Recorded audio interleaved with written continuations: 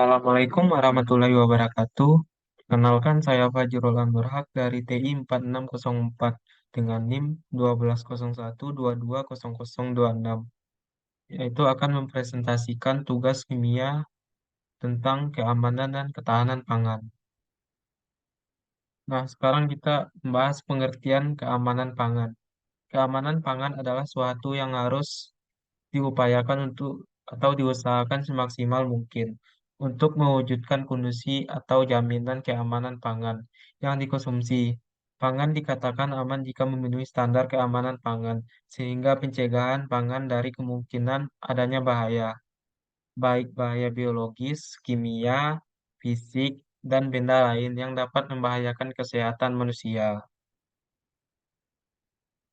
Nah, sekarang kita membahas bahaya pangan.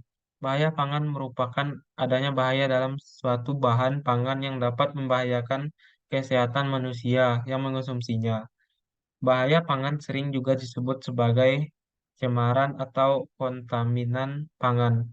Salah satu dari bahaya pangan yaitu bahaya kimia atau zat kimia. Bahaya kimia. Nah, sekarang kita bahas bahaya kimia. Itu ada toksin alami, BTP tidak sesuai atau dosis berlebih, kontaminan bahan kimia dari lingkungan. Nah, sekarangnya kita membahas yaitu BTP terlarang. Yang pertama ada asam borat atau boraks. Yang kedua ada asam salisilat dan garamnya. Yang ketiga ada dietil pirokarbonat atau singkatnya DEPC.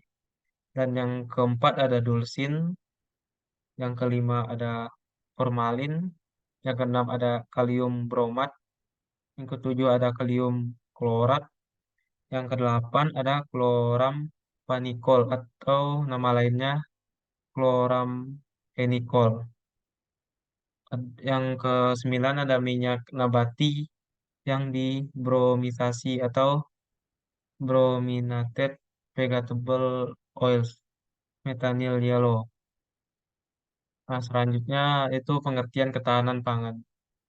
Ketahanan pangan merupakan keadaan terpenuhinya pangan baik untuk negara maupun perorangan yang terlihat dari pangan yang cukup baik jumlah mutunya, aman, beragam, bergizi, merata, terjangkau, serta tidak bertentangan dengan agama, kepercayaan maupun budaya masyarakat untuk hidup sehat, aktif, dan produktif. Nah, sekarang konsep ketahanan pangan.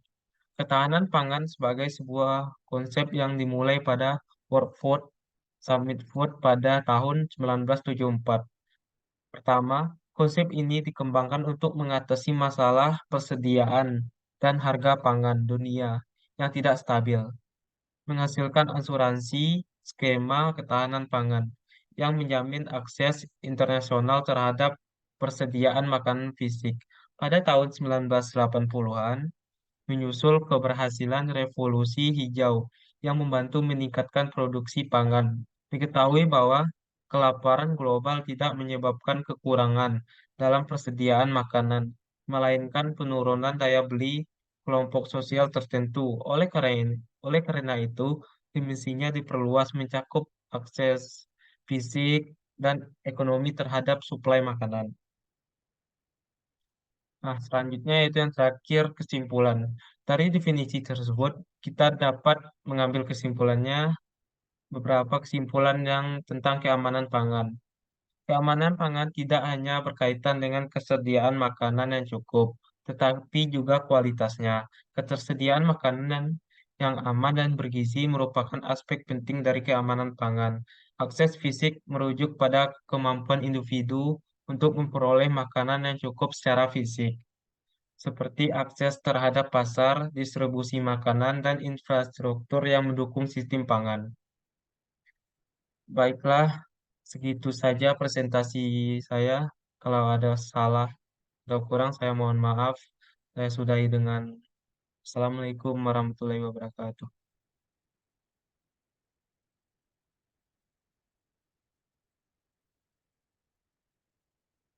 Apa ya?